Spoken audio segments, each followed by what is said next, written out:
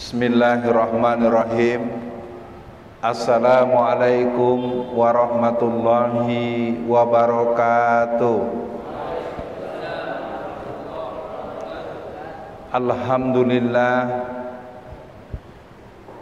Alhamdulillahi binikmatil iman wal islam wa arsadana bihidayatil Qur'an wa yaj'alana insyaallah minal muti'ina sholihina ila yaumil qiyamah.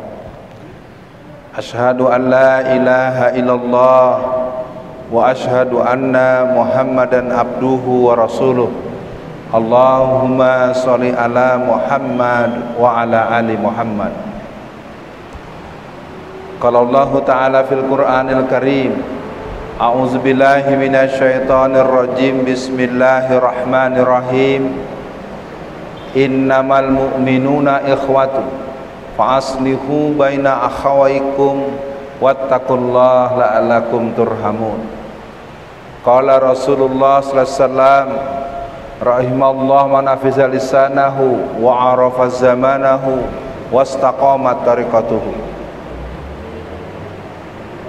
Pastinya kita malam ini bersyukur kepada Allah Subhanahu wa taala, dan kita punya suasana yang cukup syahdu setelah menjelang maghrib tadi, atau di waktu maghrib hujan terus, dan kita bersyukur bahwa suasana hujan itu menjadi bagian dari anugerah dan rahmat Allah yang telah sampai kepada kita. Judul kaji kita pada malam ini adalah kewajiban Muslim terhadap Islam. Mudah-mudahan dengan waktu yang singkat, karena biasanya pengajian kita tidak lebih dari setengah jam atau mungkin kurang sedikit, lebih sedikit. Hari ini amanat dari pengurus masjid atau Pak Sowan sebagai guru saya. Ini Pak Iya ini guru saya. Teman, kalau guru selalu memberikan kesempatan muridnya untuk bisa bicara agar diketahui udah sampai di mana perkembangannya. Maka pada malam ini ibu-ibu, bapak-bapak dan para jamaah, nama saya Alfian, dikenal Alfian Tanjung. Masjid ini bernama Mujahidin, dan saya harus menyatakan perasaan saya. Saya berlingkar di Solo ini lebih dari 15 tahun. Sejatinya saya ini anak Betawi asal Sumatera Barat. Sekarang punya waktu yang cukup sering ada di Solo. Mudah-mudahan tidak perlu dijelaskan, dipahami tanpa dijelaskan. Ada yang tertawa, ada yang tersenyum. Jadi selama ini untuk bapak-bapak semua pengurus Masjid Mujahidin, saya kalau kendaraan melintas di situ, saya lihat nama masjidnya Mujahidin. Wah, ini berarti di masjid ini banyak orang yang berjihad di jalan agama nih. Hebat, namanya Mujahidin. Masjid ini sama dengan nama masjid yang ada di Kodam 5 Jaya. Karena saya sejak tahun 1990-an sudah sering menjadi narasumber di Angkatan Darat, di Kopassus, di Wantanas, maupun di pusat-pusat pendidikan intelijen. Jadi kalau pernah saya diminta memberikan khutbah Jumat di Masjid Mujahidin Kodam 5 Jaya, Jakarta Raya. Nah, hari ini kita bicara tentang tema kewajiban seorang muslim terhadap Islam. Tentunya para pemirsa, para pendengar, ya, dan juga yang sempat menyimak, kita akan memanfaatkan waktu kita kurang lebih 45 menit ke depan. Allah berfirman dalam Al-Quran, a'udzubillahi minasyaitonirrajim, ya ayyuhallazina amanu udkhulu fisilmi kafah wa la tatabi'u khutuwatis syaiton innahu lakum aduwwum mubin.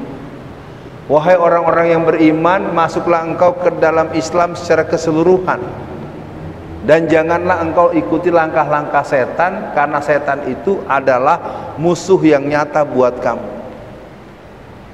Kalau kita mencoba membaca alam terkembang menjadi guru, kalau kita melihat cermin negeri hari ini, kita adalah umat Islam yang harus menghitung langkah. Umat Islam hari ini menjadi umat mayoritas, tapi kelihatannya tidak mendapatkan porsi yang cukup. Bayangkan kita umat mayoritas selalu dianggap sebagai teroris, selalu dianggap sebagai pengganggu, dan ini permainan kelompok-kelompok non-muslim. Ada yang namanya CSIS. CSIS itu Pusat Kajian Salib yang bergaul dengan kelompok Zionis internasional yang bermarkas di Tanah Abang 3. CSIS itu merupakan sebuah kelembagaan yang menjadi konsultan pembangunan awal Orde Baru, menuliskan sebuah buku yang berjudul Akselerasi Pembangunan Nasional yang diterbitkan pada tahun 1974, 800 halaman.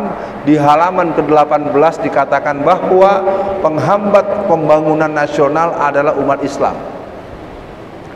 Jadi buat para jamaah, buat bapak dan ibu yang berbahagia, kita bisa memaklumi mengapa umat Islam ini mayoritas tapi kelihatannya tidak cukup sumringah. Ya, karena kita tahu betul hari ini masih 2000 orang pemuda-pemuda Islam dalam penjara. Masih lebih dari 100 tokoh-tokoh kita dalam penjara. Dan kita mau tanya, atas dasar apa mereka di penjara? Ternyata kalau kita bertanya, kita tidak punya jawaban. Maka dari itu, mari kita bahas saja judul kajian kita. Jadi malam ini kewajiban terhadap Islam kita bahas untuk kita yang menyimak, dan kebetulan juga dibantu oleh media radio kita, dibantu nanti oleh media yang lain. Kita coba bermohon kepada Allah, semoga malam ini Allah berikan kepada kita kesungguhan untuk menjalani komitmen hidup kita. Inna sholati wa nusuki wa mahyaya wa mamati lillahi rabbil alamin. Kewajiban yang pertama seorang muslim terhadap Islam adalah mengimani Islam. Pertanyaan pertama buat para jamaah, apakah kita sudah termasuk orang yang beriman? Orang beriman akan disebut tidak bisa dengan pengakuan, tapi harus ada pembuktian. Mari kita buktikan. Dalam surat Al-Anfal ayat 2 Allah berfirman, A'udzubillahi minasyaitonir rajim. Innamal mu'minuna alladzina iza dzukirallahu wajilat qulubuhum wa iza tuliyat 'alaihim ayatuhu zadathum imana wa 'ala rabbihim yatawakkal. Sesungguhnya orang-orang yang beriman itu ialah orang yang bergetar hatinya apabila disebut nama Allah. Mari kita bertanya bapak dan ibu, para jamaah, adik-adik dan seluruh yang menyimak kajian ini, apakah ketika disebut nama Allah ada getar di hati kita? Allah mengingatkan dalam Al-Quran surat Al-Baqarah ayat 165, allazina amanu asyaddu hubban lillah. Jadi orang yang mengaku Islam, yang pertama dia harus mengimani Islam. Mengimani Islam sebagai sebuah keyakinan, sebagai sebuah tata cara ibadah, sebagai sebuah tata cara muamalah, sebagai tata cara aktivitas bermacam-macam. Jadi dalam Islam itu tidak bisa dia mengaku Islam ketika sholat, ketika di luar sholat dia, oh itu terserah saya, itu namanya bukan orang muslim. Jadi beriman ini akan memberikan efek. Efek pertama pada orang yang beriman, dia tidak pernah terlalu berlebihan. Dia mendapatkan kemuliaan, tidak sombong. Dia mendapatkan kekayaan, tidak merasa paling kaya. Dan ketika dia mendapatkan penderitaan pun dia tidak terlalu bersedih. Bapak-bapak di sini, ibu-ibu di sini, dari ujung ke ujung semua tangannya normal, kakinya normal. Tapi saya lihat tadi jamaah kita ada yang ini satu, bapak tapi tetap semangat. Ya Pak ya? Iya. Kenapa? Masih bisa sholat. Ya. Apa maksudnya para jamaah semua? Kita memang harus bersyukur. Kalau enggak bapak enggak tersenyum. Bagaimana Pak senyumnya? Nah, tetap tersenyum. Orang beriman itu optimis. Di dalam sebuah hadis dikatakan hebatnya orang-orang yang beriman itu. Orang-orang yang beriman itu apabila dia mendapatkan kemudahan, kemuliaan, kekayaan, ketenaran, kepopularitasan, dia bersikap bersyukur dan wajar. Apabila dia mendapatkan kesulitan, dapatkan kesakitan, dapatkan kemiskinan, dapatkan berbagai hal yang memberatkan hatinya, dia bersabar dan Quran mengabadikannya. Ya ayyuhallazina amanu isbiru warabitu wattaqullaha la'allakum tuflihun. Poin pertama, kewajiban seorang muslim kepada Islam adalah mengimani Islam. Kalau sudah mantap imannya, tidak ada cerita cuman gara-gara dikasih Indomie, cuma gara-gara dikasih rumah kontrakan yang didiskon 60% lalu pindah agama. Bagi orang-orang beriman tidak ada cerita menjual agamanya dengan harga sebesar apapun, karena iman itu adalah harga mati. Poin kedua, dalam kehidupan seorang muslim dia harus berilmu. Nah, inilah yang mungkin kurang saya punya, inilah yang mungkin saya tidak memadai. Kalau kita tiap malam Kamis belajar dari guru kita, dari di beberapa masjid saya lihat juga ada Riyadhus Shalihin, ada Bulughul Maram, apalagi di sekitar Solo ini banyak sekali guru-guru kita. Paling tidak pada malam ini kita sama memahami bahwa sesuatu itu perlu ilmu, perlu orang yang mengetahui tentang sesuatu. Sebutlah misalnya ketika hari ini seorang Alfian Tanjung mendapatkan amanah untuk menyampaikan sedikit setetes atau seujung kuku dari pengetahuannya, paling tidak kalau yang dibahas tentang bahaya yang membahayakan agama dan negara, gerakan partai yang berlambang palu arit yang sekarang masih hidup namanya PKI, tentu para jamaah akan bilang, oh yang bilang Ustadz Alfian Tanjung. PKI hari ini memang masih ada. Mereka mengadakan kongres yang ke-10 pada tanggal 15 sampai 17 Agustus tahun 2010 di sebuah desa di Magelang, Jawa Tengah. 2010. Bukan 65, bukan 60. Lalu pertanyaannya sekarang mereka ada di mana? Mereka sekarang ini ada di mana-mana. Ciri-ciri mereka adalah orang yang paling tidak suka diputarnya film G30 SPKI. Jadi kalau ada di masyarakat, ada tokoh, ada aparat atau oknum A, oknum B, lalu melarang-larang pemutaran film G30 SPKI, patut diduga dia ini cucunya PKI atau anak PKI atau otaknya PKI. Maksudnya Pak Jamaah saya sebut begini, ilmu. Kalau bidang sejarah tentang gerakan kristenisasi, sejarah tentang perjuangan umat Islam, sejarah tentang strategi penghancuran Islam, mungkin sedikit ada pada saya. Tapi kalau saya disuruh ngajar tafsir, tugas antum. Ngajar yang lain fikih, tugas antum. Jadi pada malam ini bagian kedua, seorang muslim itu harus hobi berilmu. Maka Rasul ingatkan, utlubul ilma minal mahdi ilal lahdi. Tuntutlah ilmu dari engkau lahir sampai dari buayan sampai liang lahat. Thalabul ilmi ala kulli muslimin, itu hadis aslinya. Tapi karena sering disebut-sebut untuk di pengajian, thalabul ilmi ala kulli muslimin wal muslimatin. Ya, tuntutlah ilmu itu menjadi kewajiban bagi orang-orang yang berpredikat muslim atau muslimah. Ini banyak hal para jamaah. Ilmu itu adalah satu pemahaman tentang sesuatu yang tentu wilayah yang paling utama adalah ilmu tentang Allah, ma'rifatullah. Nah, kajian-kajian seperti ini yang sebenarnya membuat kita membutuhkan guru-guru yang berkualitas tinggi. Kenapa ada orang bilang, wah tidak ada Allah, profesor doktor bilang tidak ada Allah? Itu manusia itu kira-kira masuk neraka, masuk surga itu? Ya saya nggak tahu juga, tapi dia berani bicara begitu. Siapa dia? Nah, jamaah lebih tahu siapa dia. Ada ya orang yang bilang tidak ada Allah ya? Padahal profesor, doktor, bahkan pimpinan yang punya posisi penting. Nah ini bahaya, hati-hati para jamaah. Karena Allah ini adalah sesuatu yang maha segala maha. Bagi orang-orang yang beriman tidak akan pernah menganggap remeh ilmu Allah, ilmu tauhid, ilmu syahadat, makna syahadat, ma'rifatullah, mahabbatullah. Jadi tentang konsepsi Allah Azza wa Jalla, tentang konsep nilai-nilai transenden ini akan dibahas mendalam dalam kajian tauhid, dan itu nanti kita punya guru sendiri. Yang ketiga, seorang muslim itu punya kewajiban untuk mengamalkan Islam. mengamalkan sesuai dengan kemampuan, mengamalkan sesuai dengan kapasitas, mengamalkan sesuai dengan keahlian, mengamalkan sesuai dengan bidangnya. Ini ada Mas Daryono dari Babinsa. Bayangin, Babinsa ikut ngaji. Ustadz Alfian senang ya, berarti kita akan sama-sama menghadapi PKI gitu. Kalau Babinsanya nggak suka sama pengajian, patut diduga ya kan, Babinsanya ngaji sekarang ya. Nah, jadi yang ketiga ini penting.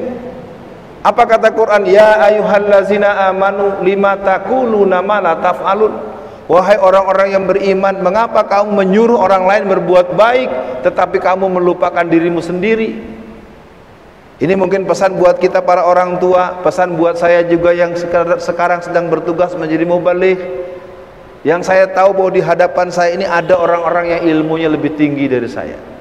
Di sini juga ada Mas Indratno ya, dia adalah ketua koordinator pengajian ya, kita ada pengajian sekarang, namanya apa Mas? Utama Nur ya, nanti akan ada Majelis Kajian Utama Nur Solo, ketuanya Mas Indratno. Sementara kita punya sentral ada di Masjid Nurul Iman Kalitan ya, kita punya kajian rutin yang berdimensi akhbariyatul ummah. Ya, kita punya banyak. Ada ustadz kita yang ahli Syiah, ada ustadz kita yang ahli Kristologi, ada yang ahli tafsir, ada yang ahli Quran. Wah, keren. Ya, jadi yang ketiga adalah mengamalkan. Mengamalkan berarti berbuat sesuai dengan apa yang Allah perintahkan. Jangan sampai terjadi kita dianggap sebagai calo. Mas Indratno tahu calo? Calo itu suka apa ya? Ayo Semarang. Dia naikkan kita ke atas mobil, naik mobil ke Semarang. Kalau mobilnya udah siap dan penuh, dia ikut ke Semarang enggak? Enggak, dia tetap di terminal atau ntar ujung-ujungnya dapat uang tips. Itu bagus, kita tidak dalam konteks menyalahkan, tapi kita harus jadi menyuruh dan mengerjakan. Karena kalau tidak nanti akan kena lagi kabura maqtan indallahi an taqulu ma la taf'alun. Wahai orang-orang yang beriman, mengapa engkau menyuruh orang lain berbuat atas sesuatu tetapi engkau melupakan dirimu sendiri? Dalam surat yang sama di ayat berikutnya Allah menegaskan amat besar kemurkaan di sisi Allah bagi orang yang menyuruh orang berbuat baik tetapi dia melupakan dirinya sendiri. Hei Alfian, jangan suka bahas tentang bab sedekah, infak. Anda sendiri nggak sedekah. Ini kritik buat para tokoh-tokoh, buat orang tua, buat para ustadz. Suka nyuruh rakyatnya sedekah, suruh nyuruh umatnya bersedekah, menyumbang, tapi ustadznya nggak nyumbang. Kena nanti orang, cuma nyuruh saja. Jadi ayat tadi dengan tegas, ya ayyuhallazina amanu lima taquluna ma la taf'alun. Ibu-ibu juga anaknya mau sekolah, ayo nduk pakai jilbabnya yang rapi, tapi ibu suka kemana-mana tidak pakai hijab syar'i, sama. Karena terus terang saja kita sekarang ini punya dua hal. Kita punya dua hal yang sangat agak terabaikan. Apa itu? Yang pertama adalah keteladanan, yang kedua adalah kewibawaan alami. Kita tidak kekurangan orang pintar, kita tidak kekurangan orang kaya, kita tidak kekurangan orang terkenal, tapi kita kehilangan orang yang tutur katanya dan perilakunya sesuai antara yang diomongkannya dengan yang dikatakan dan dilakukannya. Berat kesini, beratnya kesini. Makanya kita sekarang masih musim Maulid Nabi. Allah telah memberikan firman-Nya, maka Allah telah menegaskan laqad kana lakum fi rasulillahi uswatun hasanah. Sungguh pada diri Rasul itu ada teladan buat kamu. Bahkan dalam sebuah hadis Rasulullah bersabda, la yu'minu ahadukum hatta ahabba ilaihi wa waladihi wan nasi ajmain. Tidaklah engkau dikatakan beriman sebelum engkau mengikuti aku lebih dari seluruh alam semesta. Dikuatkan oleh sebuah ayat surat Al-Imran ayat 31. A'udzubillahi minasyaitonirrajim. Qul in kuntum tuhibbunallah fattabi'uni yuhibbukumullah yaghfir lakum dzunubakum wallahu ghafurur rahim. Katakanlah, kalau engkau betul-betul mencintai Allah, ikutilah aku. Jadi para jamaah semua yang hadir, dengan membatasi waktu yang ada, kita beralih ke bagian keempat. Jadi yang ketiga tadi, kewajiban seorang muslim adalah mengamalkan Islam, bersedekah, tersenyum, apalagi kalau ada konflik dengan orang lain jangan lebih dari 3 hari. Ya, kalau nanti Mas Indratno lagi nggak enak dengan Ustadz Alfian, cuma 3 hari, habis itu nyapa lagi. Kalau nggak Mas duluan terus saya duluan. Nggak boleh ada orang berlama-lama karena tersinggung, karena nggak suka, lama nggak mau tegur, nggak boleh. Yang keempat, apa itu kewajiban kita yang keempat? Mendakwahkan Islam. Nah ini para jamaah, mungkin saya sampaikan poinnya para jamaah semua. Dakwah itu hukumnya fardu ain. Jangan seolah-olah dakwah itu hanya tugas ustadz, hanya tugas pimpinan pesantren, tugas guru agama. Dakwah itu hanya tugas orang-orang. Enggak, dakwah itu tugas perorangan. Masdar juga punya kewajiban dakwah, memudahkan pengajian. Dengan Masdar yang ada di sini, pengajian jadi semangat, jadi sumringah. Jangan gara-gara ada aparat pengajiannya jadi mengkeret. Nah, berarti nggak berdakwah. Apa kata Quran? Wa man ahsanu qaula mimman da'a ilallahi wa amila salihan wa qala innani minal muslimin. Tahukah engkau orang yang paling baik perkataannya, yaitu orang yang mengajak ke jalan Allah. Saya tadi siang ke sini ya Ustaz ya, sholat zuhur di sini. Lalu saya pulang selepas asar, saya bilang istri saya, nanti saya mau sholat di masjid X, nanti langsung ke masjid Mujahidin. Lalu istri saya bilang, saya ikut Mas. Wah, senangnya istri bisa ikut bersama di sini, sehingga saya juga ikut ditemani oleh istri saya yang melihat, menyimak bahwa suaminya selalu berdakwah dengan segala kekurangan yang dimilikinya. Berdakwah itu ada 2. Wal takum minkum yad'una ilal khair wa ya'muruna bil ma'ruf wa yanhauna 'anil munkar wa ulaika humul muflihun. Berdakwah itu mengajak dengan cara amar ma'ruf dan nahi mungkar. Nah di masyarakat yang namanya dakwah itu selalu dimaksudkan hanya amar ma'ruf, sehingga ketika ada dakwah yang nahi mungkar dimusuhi, bahkan FPI dibubarkan.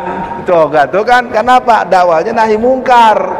Padahal kita butuh model front pembela Islam, kita butuh Hizbut Tahrir yang bisa menerangkan tentang kejayaan dan kemuliaan Islam. Kalau mau bicara hukum, apakah FPI, apakah HTI, itu kedua mereka tidak ada melanggar hukum yang berkekuatan hukum tetap. Tapi kalau PKI sudah ada TAP MPRS nomor 25 tahun 66 dan Undang-Undang nomor 27 tahun 1999 ayat 107, pasal 107 ayat A sampai E. Barang siapa orang yang dengan terang-terangan menyebarkan paham komunisme, leninisme, marxisme, maka diancam kurungan setinggi-tingginya 20 tahun penjara. Kalau FPI dengan HTI tidak ada undang-undangnya. Yang ada cuman orang tidak suka, karena nggak suka tak bubarin aja. Nah, nggak boleh begitu. Katanya kalau beri sambutan, saudara-saudara, negara kita negara hukum. Kalau berbuat sesuai dengan hukum-hukum yang mana Pak? Kalau menegakkan hukum sesuai dengan peraturan. Ada orang menggunakan kaos berlambang Palu Arit, bukan ditangkap malah dibilang itu katanya kegenitan remaja. Ini perlu dicurigai nih, yang melindungi anak-anak yang berseragam Palu Arit, yang mengibarkan bendera Palu Arit lalu dibela-bela, dilindungi, itu perlu dipertanyakan. Dia telah bertentangan dengan hukum yang berlaku. Ada TAP MPRS nomor 25 tahun 66 yang menyatakan bahwa Partai Komunis Indonesia adalah partai terlarang bersama dengan organisasi ikutannya. Dalam Undang-Undang nomor 27 tahun 1999 pasal 107 dinyatakan bahwa tidak dibenarkan seseorang di negeri Indonesia ini untuk menyebarkan paham yang mengarah kepada komunisme, leninisme, marxisme, mostungisme. Jadi kepada semua jamaah yang menyimak baik langsung maupun tidak langsung, pada malam ini kita belajar bahwa berdakwah itu ada 2 pintunya, amar ma'ruf dan nahi mungkar. Kalau amar ma'ruf itu kita maunya yang enak-enak, yang adem-adem, yang sejuk-sejuk, yang indah-indah. Tapi kalau nahi mungkar, saya mau cerita teman saya namanya Saiful. Ya, sama dengan pimpinan namanya Saiful juga ya. Tapi lain, Saifulnya lain. Namanya Saiful, kacamata tapi lebih tebal dari saya. Mas Saiful ini kawan saya. Kalau dia sedang berjalan kemana-mana, ada orang sedang berjudi, itu nanti semua tempat judinya, kartu-kartunya, lapak-lapak tuh oleh dia tuh diangkat, ditebalikin. Brak! Sopo sing berani karo kowe. Jadi dia itu melihat orang berjudi bukan sekedar nyindir, Pak. Sama dia tuh diangkat itunya, lapaknya itu ditumpahkan, ditebalikan. Itu betulan, Pak. Saya bukan gojekan, bukan sedang bercerita. Ini bukan ilustrasi, ini betulan. Jadi akibatnya kalau Mas Saiful itu lewat, itu yang main judi nggak berani, langsung dibungkus. Kenapa orang-orang jahat jadi berani? Karena orang benar pada penakut. Ya, ini penting. Masih cerita beliau, kalau ada orang minuman keras itu, botol-botol banyak, itu botolnya malah dihancurin semua, prak, prak, prak, prak. Siapa yang berani sama gua? Diem semua. Nah ini kita kekurangan, itu yang disebut dengan nahi mungkar. Kalau yang namanya Mas Saiful lakukan itu, kalau kelihatan oleh polisi, kelihatan oleh tentara, Mas Saiful akan dibilang apa? Good, hebat, keren, mesti begitu. Karena dia sudah melanggar, itu penyakit masyarakat. Sekali lagi para jamaah, kita pada malam ini akan mengakhiri pada bagian kelima. Bagian keempat, berdakwah. Dakwah itu pertama kewajiban pribadi seorang muslim. Ibu kepada anaknya, Bu, malam-malam, pagi-pagi nih, sekarang waktu subuh itu jam 4 kurang 10 menit. Jadi jangan ibu bangunin anak setengah 6. Kapan ke masjid anaknya? Ayo nak, bangun. Ya. Jadi penting buat kita semua para jamaah, pada malam ini kita ingin ingatkan, berdakwah itu kewajiban orang per orang muslim kepada sesama muslim maupun kepada di luar muslim. Jadi kita boleh, Pak, misalnya ada orang tetangga kita, ayo, mau nggak kalau kamu masuk Islam? Oh, aku akan masuk Islam kalau kamu bisa mengalahkan pendapat aku. Oke. Wah. Ya. Ini kalau saya lihat umat Islam ini pasif, ya, diem saja. Kalau ceramah, pengajian masih nunggu ustadz. Betul, kalau acara-acara kajian rutin kita perlu guru-guru kita yang berkeahlian. Tapi mengajak anak sholat, makan dengan tangan kanan, menjawab salam. Kadang-kadang gini, Assalamualaikum, diem meneng baik. Padahal mengucapkan salam itu hukumnya sunnah, ya Ustadz ya. Jawab salam itu hukumnya wajib. Oke, yang terakhir, kewajiban seorang muslim kepada Islam yang terakhir adalah jihad. Nah, bab inilah yang kelihatannya tidak dikenalkan dengan baik di masyarakat, seolah-olah jihad itu sama dengan jahat. Tidak ada, jihad itu adalah kalam suci. Allahu Akbar, Allahu Akbar, Allahu Akbar. Kalam suci menentukanku berjuang. Jadi jihad itu kalam suci.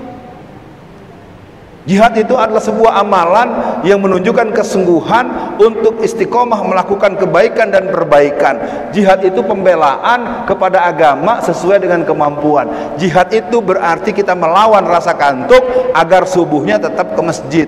Jihad itu tetap melayani suami walaupun agak kesel-kesel dikit. Jihad juga termasuk perang. Perang itu termasuk jihadul asgar. Kalau kita belajar tentang sejarah Rasulullah, selesai perang Badar, apa kata Rasulullah? Wahai sahabat-sahabat, kita baru saja menyelesaikan jihadul asgar. Selesai jihad kecil. Lalu apa kata Rasul berikutnya? Kita akan menghadapi jihadul akbar. Apakah itu ya Rasulullah? Kita akan jihad besar dalam rangka berpuasa di bulan Ramadan. Menahan hawa nafsu, menahan emosi, menahan birahi, menahan macam-macam, itu termasuk jihad akbar. Kalau jihad perang itu jihad kecil, karena kecil bu ya nggak usah berisik. tinggal dipraktekin aja. Siapa yang ganggu Islam, kita lawan. Nah, itu yang dilakukan dulu oleh orang tua kita menghadapi Belanda, menghadapi penjajah. Jadi jihad adalah amal yang mulia. Jihad bukan jahat, jihad bukan teroris. Ya, kita harus buka di seluruh belahan dunia. Yang namanya pengeboman yang menimbulkan korban yang banyak, kita bisa sebut tahun 1996 itu terjadi di Jepang. Ada seorang pimpinan sekte Asahira Yokohama, dia Onsun Kryo, dia melepaskan gas beracun, gas sarin yang menimbulkan 6.000 orang mati. Tahun 1992 kelompok Hindu Sikh yang dipimpin oleh kelompok-kelompok Hindu militan, dia menghancurkan dan merubuhkan Masjid Babri di India.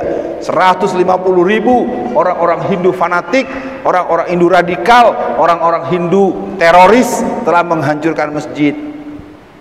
Ya, jadi ini biar diketahui para jamaah, teroris itu ada di mana-mana dan bukan untuk ajaran Islam. Karena Rasulullah tidak pernah mengajarkan kita untuk jadi teroris. Ya, jadi jelas nih, kita nih umat Islam nih mayoritas, tapi kita dipaksa untuk memberikan penisbatan. Ini juga pesan juga untuk Ustadz Masdar ini, nggak ada, Islam nggak pernah ngajarin teroris. Kalaupun ada gerakan-gerakan perlawanan bersenjata itu, kemudian kita akan lihat mereka adalah bagian daripada kemerdekaan. Dulu ketika Jepang datang dengan manipulasi, lalu kemudian terjadilah yang namanya Hizbullah Sabilillah Mujahidin. Jadi kelompok-kelompok yang berhubungan dengan gerakan perlawanan itu adalah pasukan jihad untuk kemenangan dan keutuhan NKRI. Ya, begitu para jamaah. Dan saya pikir untuk bab jihad ini kita perlu sedikit menambah kisah-kisah perjuangan umat kita. Satu, tentang sejarah para pahlawan. Satu waktu di tahun 60-an, Presiden Soekarno menyuruh kepada para ahli sejarah, guru-guru sejarah, pakar-pakar sejarah untuk membuat riwayat hidup para pejuang. Maka tertulislah seluruh pahlawan-pahlawan yang tertulis dalam buku itu 100% adalah Muslim. Apa kata Soekarno? Wah, nggak bisa begini, harus dibikin ada yang Kristen. Masa buku sejarah suruh dirobak? Makanya masyarakat kita ada yang tidak paham. Sebut dua nama. Yang pertama, Sisingamangaraja ke-12. Sisingamangaraja ke-12 itu adalah pahlawan dari Sumatera Utara. Dia adalah seorang pejuang Islam. Buktinya apa? Pertama, bendera yang dia pakai itu bertatahkan syahadatain. Kalaupun dia bajunya terbuka, itu di atas pusatnya itu ditutup dengan kain ulosnya. Sekarang saya tanya jamaah, aurat laki-laki itu dari mana sampai mana? Ya kan? Iya. Jadi Sisingamangaraja ke-12 itu tidak membar aurat. Dia dari sini dia pakai ikat ulosnya. Dan benderanya dia itu bertatahkan la ilaha illallah. Jadi yang namanya pahlawan di Indonesia ini, Bapak Ibu dan para jamaah, adik-adikku dan anak-anak yang menyimak pengajian malam ini, pahlawan di negeri ini adalah Muslim total. Kenapa kita disebut-sebut nama-nama Kristen itu hanya gara-gara tapi sekarang terbalik-balik, udah sedikit nggak berbuat, ingin dianggap paling berjuang. Tidak ada negeri ini tanpa perjuangan Islam, tidak ada kemerdekaan ini tanpa jihad, tidak ada TNI kalau nggak ada Laskar Hizbullah Sabilillah Mujahidin. Mari kita baca sejarah. Ketika Jepang datang, Belanda baru saja kembali karena dibombardemen, Pearl Harbor dibombardemen, lalu Belanda pulang kampung, lalu kemudian mereka bikin perhitungan dengan Jepang dengan mengebom Hiroshima Nagasaki. Maka kita tahu perlawanan dimulai dengan Keinen dan Keibu dan Heiho. Maka kekuatan laskar perlawanan itu ada di Hizbullah Sabilillah Mujahidin. Hizbullah Sabilillah Mujahidin itulah yang kemudian menjadi TRI jadi TKR, BKR, kemudian jadi TNI. Jadi sejarah TNI, sejarah Mujahidin. Itulah mengapa saya bangga dengan nama masjid ini.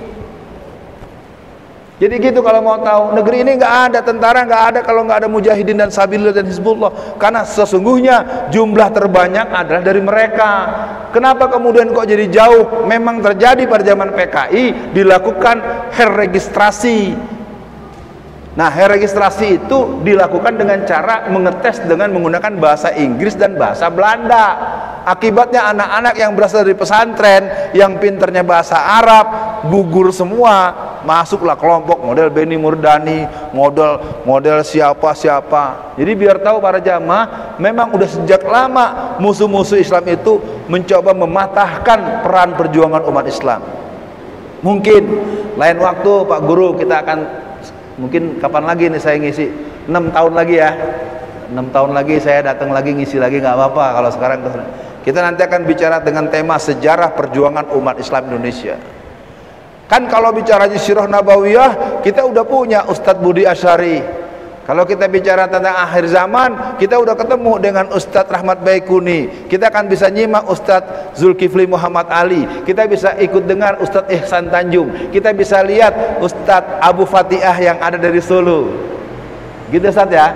Nah, kalau untuk urusan-urusan pergerakan umat Islam Indonesia, mudah-mudahan saya masih bisa menjelaskan kenapa kita punya orang yang kita banggakan bernama Dr. Nasir, kenapa kita punya orang yang kita banggakan bernama Bapak Asy-Syahid Kartosuwiryo. Keren ya. Kalau orang Islam, pemuda Islam itu harus tahu orang-orang yang pernah berjuang untuk agama ini, untuk negara ini adalah para mujahid, bahwa mereka punya pilihan-pilihan peran. Itu nanti kita pahami apa sebabnya terjadi sesuatu.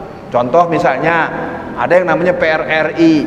PRRI itu bukan pemberontakan. PRRI itu lebih bersifat koreksi terhadap pengelolaan negara yang dilakukan oleh Soekarno, yang kerjanya cuma pidato melulu.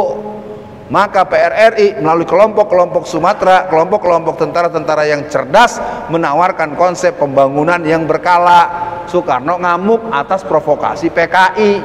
Akibatnya umat Islam yang ada di Sumatera Barat dituduh sebagai pemberontak. Kalau memberontak nggak mungkin. Coba aja ketika ibu kota negara kita dipindahkan ke Bukit Tinggi, bisa saja Pak Safrin Perdana Negara tinggal umumkan bahwa negara ini sudah kami ambil alih. Ternyata kan tidak.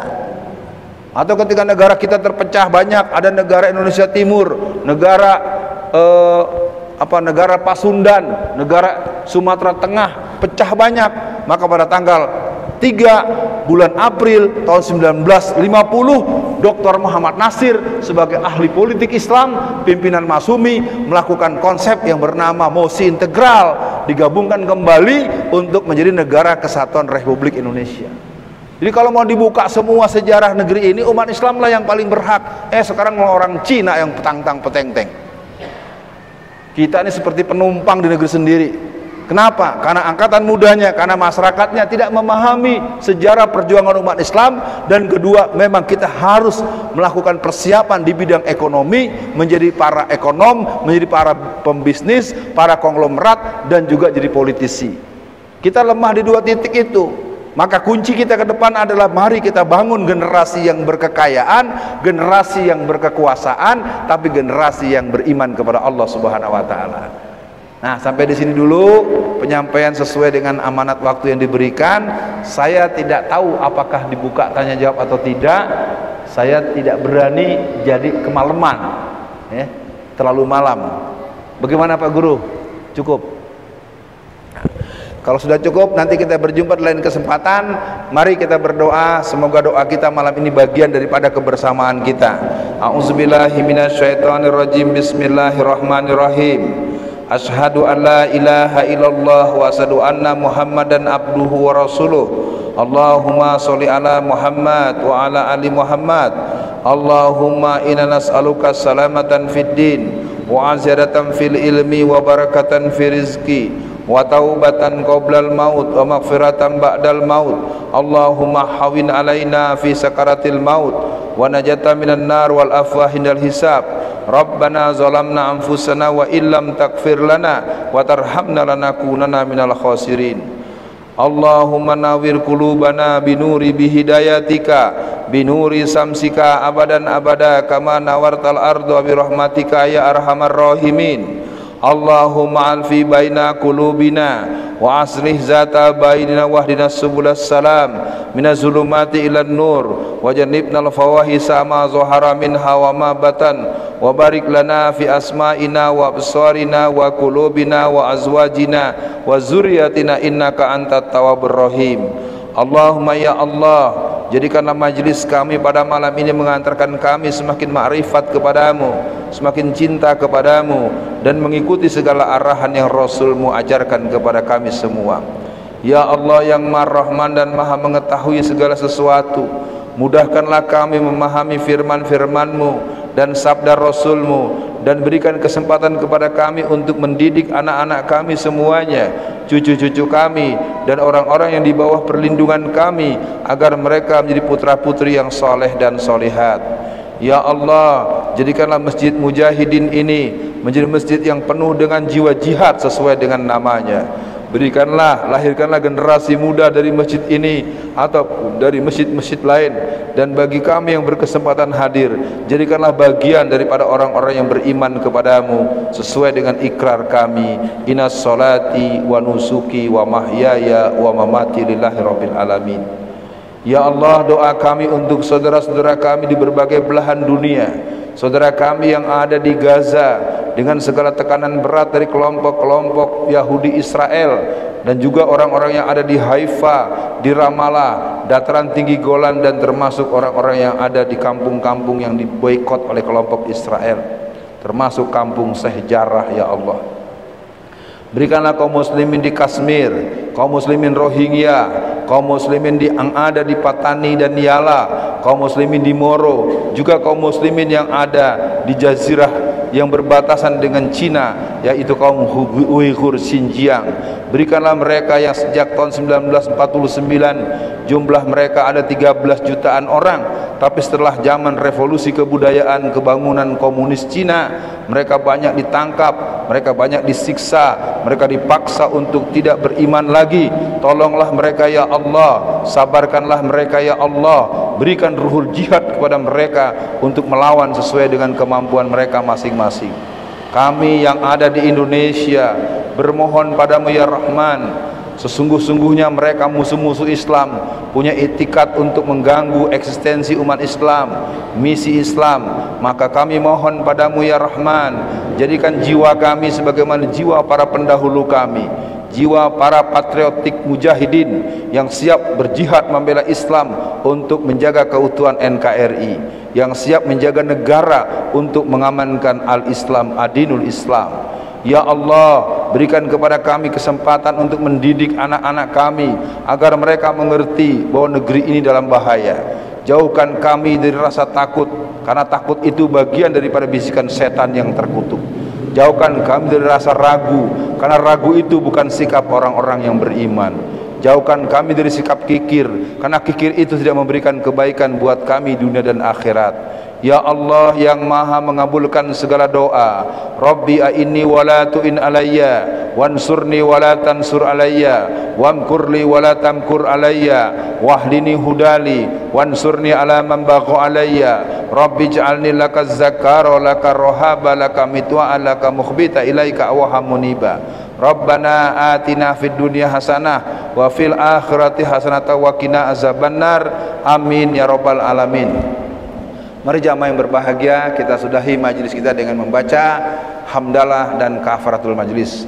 Alhamdulillahirabbil alamin. Subhanakallah wa bihamdika, la ilaha illa anta astaghfiruka wa atubu ilaik. Saya mohon maaf kalau ada yang kurang berkenan. Sampai jumpa lain kesempatan. Assalamualaikum warahmatullahi wabarakatuh.